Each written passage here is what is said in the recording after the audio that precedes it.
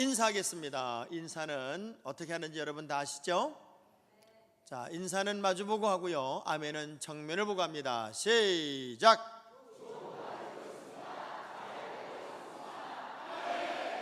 꼭 좋아지고 잘 되는 일들이 여러분의 것이 되기를 축복합니다.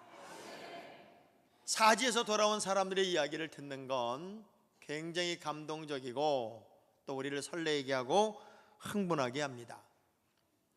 돌아올 수 없는 사람이 돌아오고, 그리고 기대도 않았던 일들이 아름다운 역사로 나타날 때 사람들은 열광을 하게 되고 감동을 하게 되지요. 우리 인생은요, 늘 사자굴에 들어갈 수 있는 환경을 늘 여지로 두고 살아가는 존재가 우리 인생이기도 하죠. 어찌 보면 성경의 인물들도 이렇게 돌이켜보면 요셉은 형제들에 의해서 구덩이에 던져지기도 하고요, 다윗은 사울왕의 집요한 공격에 단 한순간도 마음 편한 시간이 없었던 시간이 있었고, 에스더는 왕의 말 한마디면 죽음을 경험해야 하는 그 환경으로 일사각오로 왕에게 나갔던 적도 있었고, 바울은 늘 죽음의 어떤 환경을 넘어가면서 말씀을 전하고 복음을 전하는 일들을 반복적으로 해야만 했던 시기가 있었습니다. 어찌 보면 우린 예측되지 않은 미래, 그리고 또 예측 불가능한 삶을 살기 때문에 사지에 내몰릴 수도 있고, 그리고 사자굴 속에 다니엘처럼 들어갈 수도 있는 환경이 우리의 인생이고 우리의 환경이더라고 하는 거예요.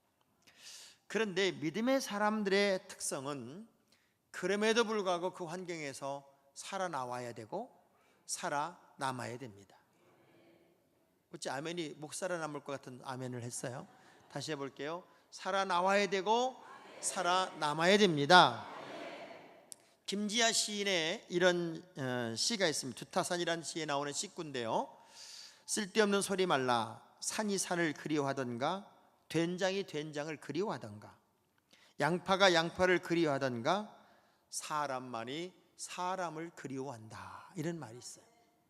제가 이 시를 읽으면서 이렇게 해석을 해봤어요.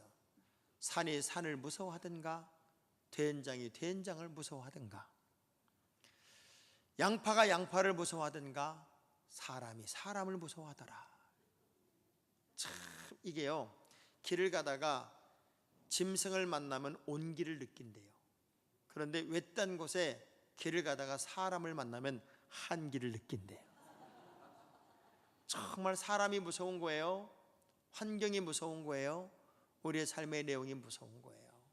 그래서 예측되지 않았던 수많은 위험 요소들이 우리에게 있어서 내가 얘기하지 못했던, 예측하지 못했던 어떤 어려움 속에 들어가게 되면 어떻게 이 문제를 풀까를 몸부림치며 고민하게 되죠.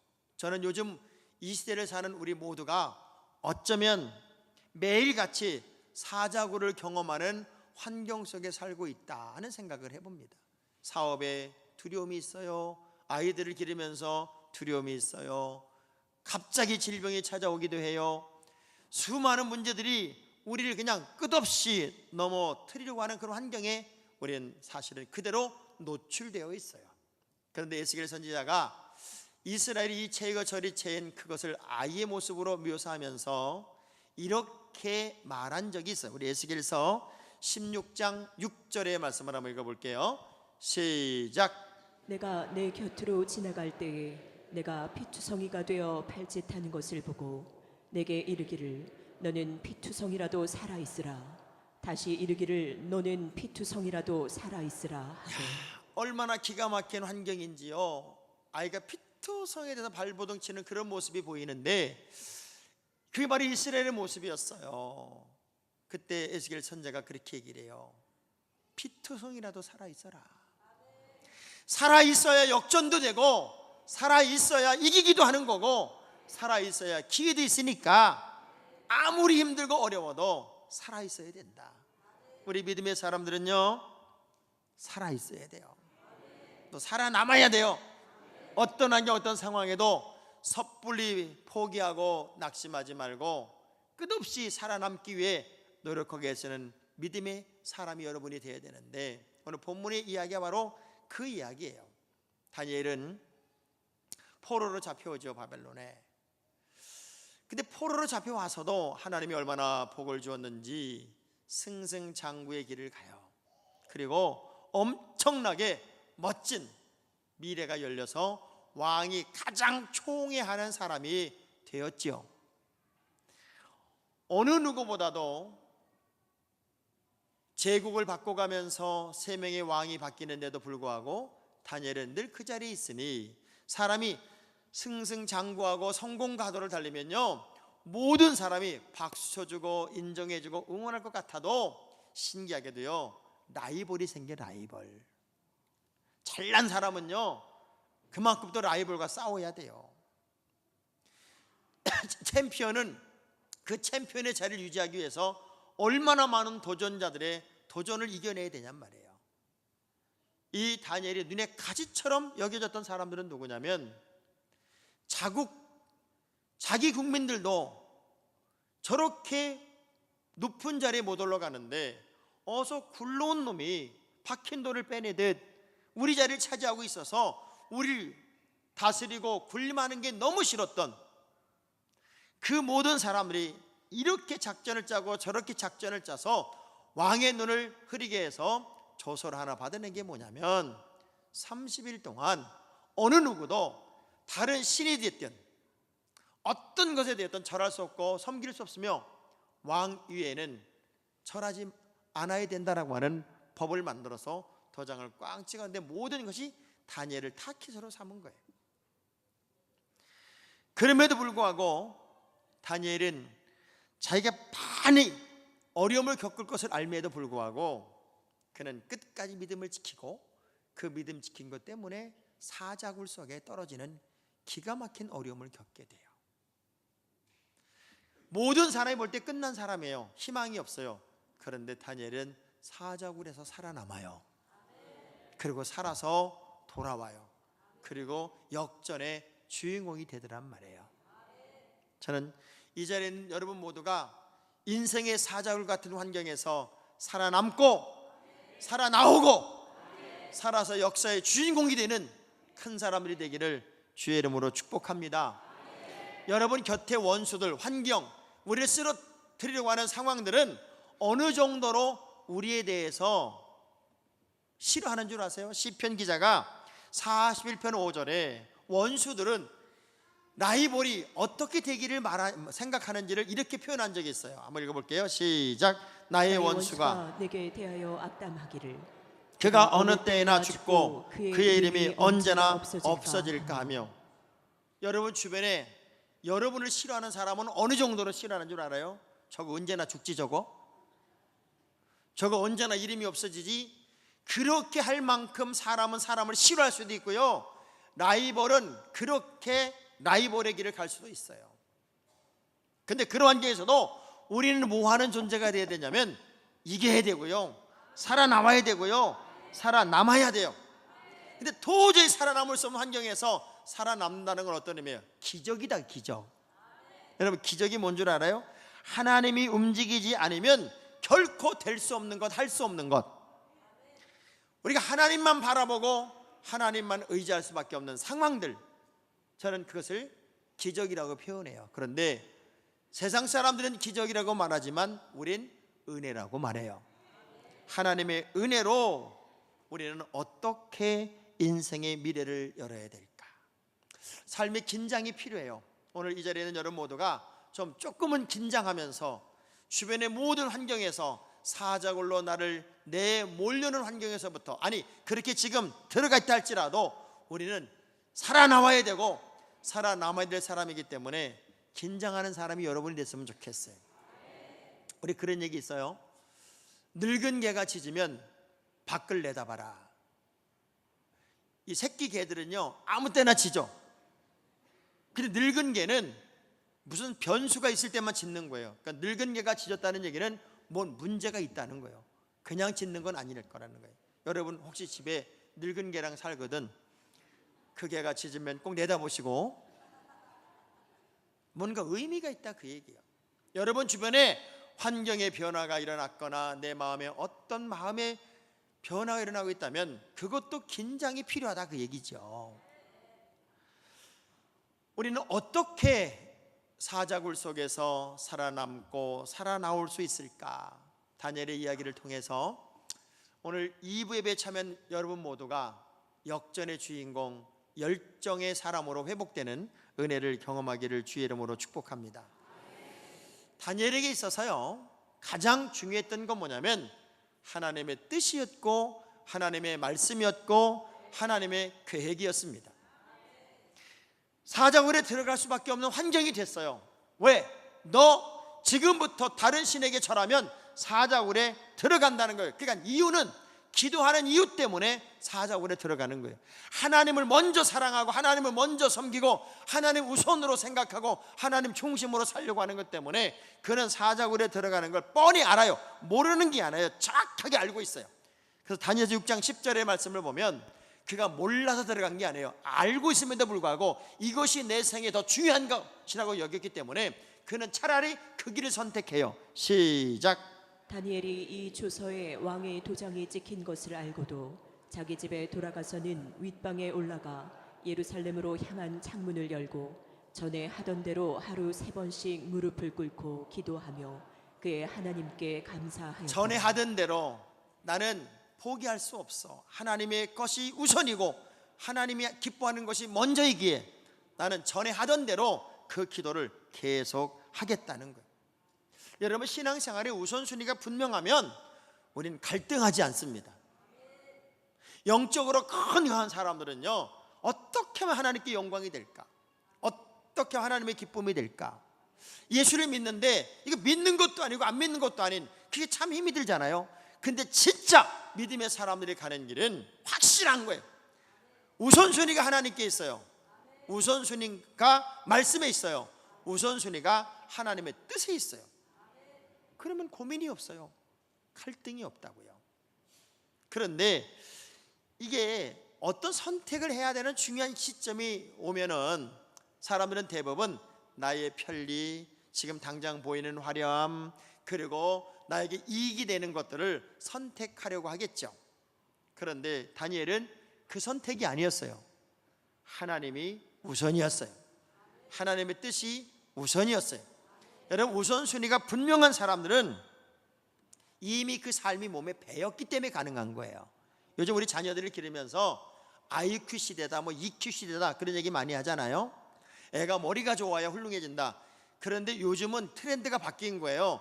이제는 그릿이 먼저다. 그릿. 이 그릿이라는 게 뭐냐면 이 아이가 얼마나 끈기 있게 성실하게 정직하게 미래를 향하여 밀고 나갈 수 있는 힘이 있느냐, 그 근면함, 성실함, 용기를 갖추고 있느냐, 이게 더 중요한 것이지 머리 좋아서 잔머리 굴리고 똑똑해서 자기식으로 가는 것은 절대로 성공하지 못한다. 그래서 오늘 우리 시대는 성공하는 자녀를 만들기 위해서는 그릿 정신을 길러야 된다. 근데 그 그릿은 어디서 만들어지냐면 부모로부터 무조건 영향을 받는다는 거예요. 부모가 정직하고 부모가 성실하고 부모가 모범을 보이고 부모가 아름다운 삶을 보이면 자녀들이 그걸 몸에 배어서 따라가더라는 거예요. 가정의 문화가 정말로 중요하더라고 하는 거죠. 다니엘은 그렇게 몸에 배인 거예요. 삶이 몸에 배인 거예요. 신앙의 문화가 몸에 배인 거예요. 그래서 평생 살아왔던 하나님 중심의 삶을 얄팍하게 내가 조금 위기가 있다고 해서 적당하게 타협하고 편법으로 이 위기를 넘지는 않겠다. 내가 차라리 사자굴에 들어가더라도 하나님의 방법으로 가겠다. 이 우선순위가 분명하니까 하나님이 그의 인생길을 바꿔주시더란 말이죠. 자, 예를 들면 이런 거예요. 아파트에 세탁소를 하는 분이 있었어요. 그런데 그만 어느 날 갑자기 불이 나서 홀랑 타버렸어요. 망하게 생겼죠. 그럼에도 불구하고 도망가지 않고 아파트 게시판에다가 이런 글을 붙였습니다. 죄송합니다. 갑자기 불이 나서 모든 걸 다 태우고 말았습니다. 내가 누구 집이 어떻게 우리에게 물건을 맡긴지도 모르는 상태가 되었으니 이 게시판 밑에다가 뭐를 맡겼는지를 일러주시면 제가 최선을 다해서 보상을 하겠습니다. 며칠이 지나도록 그 빈칸에 아무도 글을 안 써요. 근데 누군가가 이렇게 한 줄을 썼어요. 양복 한 벌을 제가 맡겠습니다. 그러나 저는 보상받지 않겠습니다. 힘을 내세요. 그 다음 주부터 줄이 쫙 써지는데 저는 와이셔츠 몇 벌을, 저는 양장 몇 벌을 맡겠는데 저도 변상을 받지 않겠습니다. 힘을 내세요. 힘을 내세요. 또 어느 긴 줄이 중간쯤 갔을 때 저는 당신이 힘을 낼 수만 있다면 약간의 도움을 주고 싶습니다. 그러면서 아파트 사람들이 전부 다 10만 원, 20만 원 도와서 이분의 세탁소를 살려줬어요. 그리고 세탁소 영업을 시작하는 날 그 하나를 또 써서 붙여요. 저는 월남을 갔다 와서 그 월남에서 번 돈으로 세탁소를 차렸고 전부를 투자해서 차린 세탁소에서 뭔가 미래를 꿈꿨습니다. 그런데 일순간 다 날리고 보니 물질로 성공하는 것은 아니라는 생각이 들었습니다. 그런데 여러분의 사랑으로 다시 일어날 수 있었습니다. 그리고 그 사랑에 나는 보답할 수 있어서 얼마나 감사한지요. 인생은 돈이 아닌 사랑임을 알았습니다. 저도 사랑을 많이 주는 그런 세탁소를 해보겠습니다. 얼마나 감동적인 이야기가 그 세탁소 이야기였을까요? 사람은요, 우선순위가 분명하면 아름다운 미래를 열어갑니다. 여러분 주병진 씨 알아요? 주병진 씨? 요셉은 몰라도 그분은 알죠. 이분이 어떤 프로그램이었어요. 어떤 프로그램에 박수홍 씨가 찾아와서 자기는 평생 당신이 멘토다, 나에게 어떤 모델 같은 사람이다, 막 이렇게 얘기를 해요. 얘기를 하니까 그러면서 이렇게 좋은 집에서 혼자 사니까 좋지요? 이렇게 물어요. 그러니까 그 주병진 씨가 기가 막힌 얘기를 해요. 혼자 사니까 편리한 건 있어. 그런데 외로워. 언제가 제일 외로웠냐면 뇌졸중이 와서 병원에 실려갔는데 보호자가 누구냐고 묻더라는 거예요. 근데 자기는 보호자가 없으니까 그때 제일 외로웠다는 거예요. 그러면서 그분이 이렇게 얘기를 해요. 내가 1,000만금을 주고 내 재산을 다 줘서라도 너의 나이대로 내가 돌아갈 수만 있다면 나는 결혼할래. 이런 얘기를 해요. 저는 그걸 이렇게 해석을 해봤어요. 1,000만금을 주고도 지옥 문 앞에서 지옥을 떨어져가는 그들이 후회하며 할 얘기가 내가 1,000만금을 주고라도 다시 그 나이로 돌아갈 수 있다면 예수 믿을 텐데 이거 후회하고 전부 다 지옥불에 떨어질 것 같아요. 그런데 지금 예수 믿고 있는 여러분들 행복한 분들이에요. 지금 여러분 이 자리에 앉아있는 여러분들 너무 감격스러운 분들이에요. 정말 소중한 결정을 하신 거예요. 우리 옆 사람 악수하면서 예수 믿는 거 너무 잘한 것 같아요. 너무 잘한 것 같아요.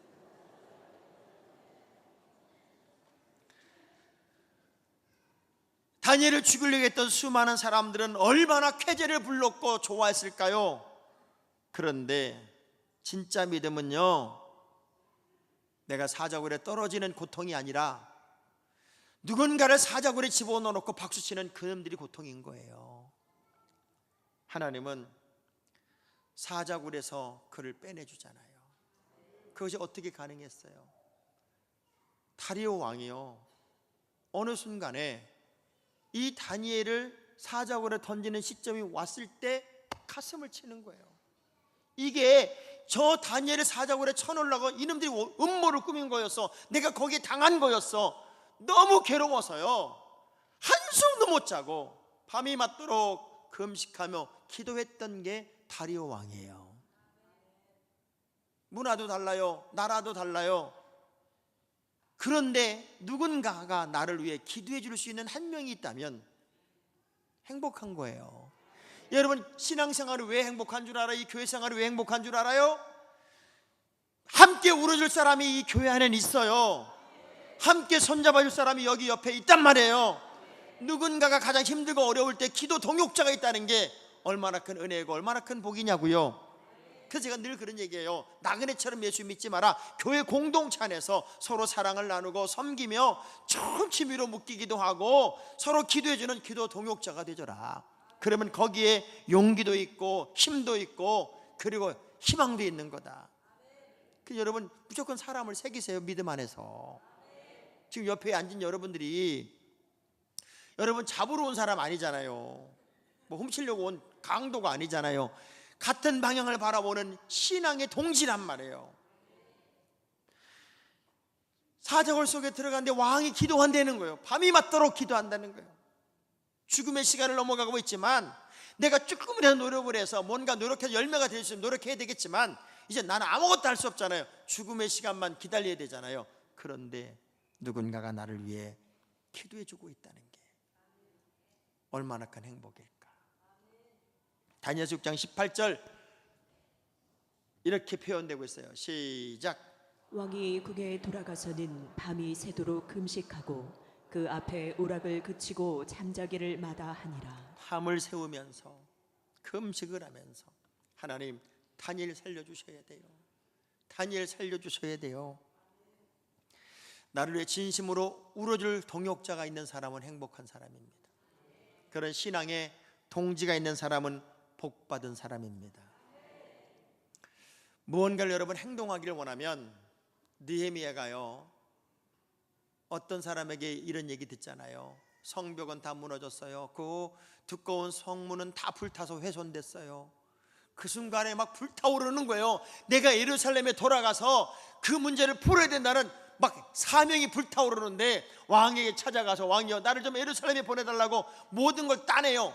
그리고 바로 가서 예루살렘을 위해서 뭔가를 시작한 사람이 아니에요. 그 과정 속에 느헤미야가 뭘 한 줄 아세요? 느헤미야 1장 4절을 보면은 금식하며 울리며 기도하더라는 거예요.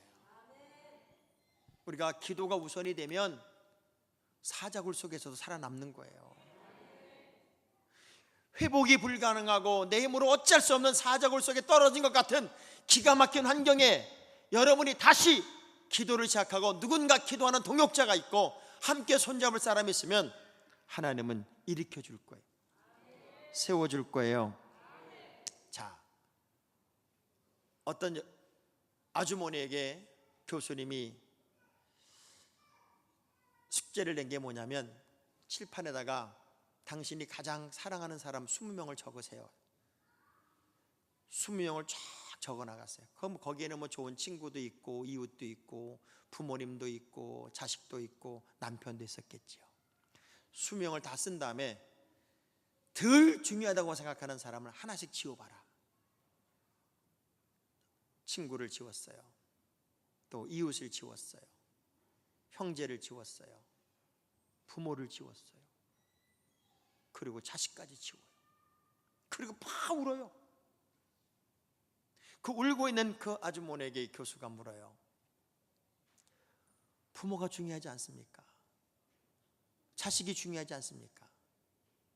근데 왜 자식보다 신랑을, 부모보다 신랑을 더 중요하다고 마지막 한 명으로 남겨놓으셨습니까? 나에겐 부모님 너무 소중하고 나에겐 자녀가 너무 소중하지요. 그렇지만 부모님도 언젠가는 돌아가실 거고 아이들도 시집을 가고 장가를 갈 텐데 그래도 끝까지 나랑 함께 살아줄 사람은 신랑밖에 없지 않습니까? 그러니 신랑이 나의 응원군이고 신랑이 나의 동역자가 되면 그게 마지막 최고의 행복이잖아요. 다 치우야 된다면 나는 마지막에 신랑을 남겨놓겠습니다. 아멘 안 하는 게 너무 수상해요 지금.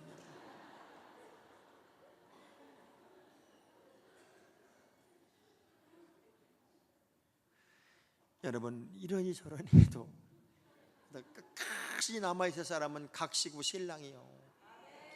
그 신랑이 나를 위해 기도해주고 그 각시가 나를 위해 기도해주고 이게 얼마나 중요한데요. 힘들고 어려워도 사람은 심은 것을 거두는 거니까 잘하세요. 남자들은 신기하게 소리에 시각에 눈이 밝아요. 남자들은 시각에 눈이 밝고 여자들은 청각에 예민한 거예요. 그래서 남자들은 자기 부인을 이렇게 쳐다봐도 잘 가꿔진 부인을 좋아해요. 머리에 까치집을 짓고 구멍이 뻥 뚫려가지고 그냥 하퍼마저 막 긁어가면서 나오는 그런 여자보다 참 신기한 건요, 신랑이 들어올 시간 되면은 꼭 하품하면서 막 극적거리면서, 그것도 신랑 추리닝을 입고 나오는 그런 아내를 볼 때 남편들은 별로 행복하지가 않아요. 남편 앞에 청결하게 가꾸고 예쁘게 단장하고, 그래서 가끔 가다는 그래도 이쁜 모습을 보여줘야 되는데 다른 남자한테는 왜 이렇게 잘 보이는데, 그 시각이 남자들은 발전이 돼서 시각적으로 잘 보이는 걸 좋아하고, 여자들은 청각이 발전해서 소리를 좋아해, 소리. 그래서 여보 나 사랑해? 이렇게 자꾸 물어보잖아요. 그럼 사랑하지. 그럼 거기서 끝나는 게 아니에요. 얼마나 사랑하는데? 많이 사랑하지. 많이 얼마나? 정말 많이 사랑하지. 정말? 그렇지. 진짜 많이 사랑하니까 그렇다니까. 그거 진짜지? 그만해라. 진짜. 사랑하는 아내가 나의 기도 동역자가 되고 사랑하는 남편이 나의 기도 동역자가 될 수 있다면 얼마나 복이 있어요. 기도하는 사람이 있으면 절대로 포기하면 안 돼요. 여러분, 살아남을 수 있고 살아나올 수 있어요. 결국 느헤미야는 현장에서, 감옥에서, 사자굴에서 하나님을 경험합니다. 하나님의 승리를 경험하는 거예요. 여러분의 삶의 현장에서 하나님의 승리를 경험하는 것, 이것이 사자굴에 살아남는 기적이었더란 말이에요. 지금 내가 사자굴 같은 환경에 있다 할지라도 거기서 살아나와야 돼요. 거기서 일어나야 돼요. 거기서 나와야 돼요. 하나님이 어떻게 하세요? 사자들의 입을 봉하셨어요. 하나님이 하셨어요. 내가 하는 건 줄 알았더니 다니엘서 6장 22절의 말씀 보니까 우리의 모든 승리의 이야기는 하나님이 만들더라고요. 시작. 나의 하나님이 이미 그의 천사를 보내어 사자들의 입을 봉하셨으므로 사자들이 나를 상해하지 못하였사오니 이는 나의 무죄함이 그 앞에 명백함이오며 또 왕이여 나는 왕에게도 해를 끼치지 아니하였나이다 하더라. 하나님이 천사를 보내서 사자들의 입을 막았고, 그래서 그 사자굴에서 다니엘을 건져냈단 말이에요. 하나님이 하셔야 돼요. 여러분이 하는 게 아니더라고요. 옛말에 그런 말이 있어요. 번번 옆에 창구멍을 틀어막듯, 이런 말이 있어요. 집 안에 이렇게 있는데 무슨 소리가 막 맹수 소리가 나니까 무서워서 창 문은 못 열고 구멍을 이렇게 뚫어가지고 이렇게 본 거예요. 봤더니 마당에 그냥 집채만한 호랑이가 딱 거기 앉아있네. 그러니까 무섭다고 구멍을 틀어막았어. 아니, 구멍을 틀어막는 게 무슨 의미가 있냔 말이에요. 근데 내가 이렇게 쳐다본 구멍을 틀어막으면 범이 못 들어오는 줄 알아. 그게 번번 예편네 구멍 틀어막대, 그런 말이더라고요. 여러분이 얄팍한 재주로, 얄팍한 지식으로, 얄팍한 능력으로 뭔가 역사를 만들 수는 없어요. 하나님이 하셔야 돼요. 하나님의 능력을 체험해야 돼요. 사자굴은 인생 최고의, 역으로 보면 승리의 현장이었고, 이 사자굴은 최고의 승부수가 되었습니다. 지금 마치 사자굴에 내몰린 것처럼 가장 절망적인 환경이 여러분에게 있어서 내가 어느 것도 할 수 없다면, 거기는 물론 한편은 절망적인 환경이지만 거기는 여러분의 인생의 최고의 승부수가 될 수 있어요. 다니엘은 거기를 딱 넘음과 동시에 어떤 기적의 주인공으로 바뀌냐면, 왕이 이렇게 조서를 내려버립니다. 다니엘서 6장 26절 27절의 말씀은 사자굴에서 살아남은 자들에게 주시는 하나님의 선물과 같은 약속의 말씀이에요. 시작. 내가 이제 조서를 내리노라.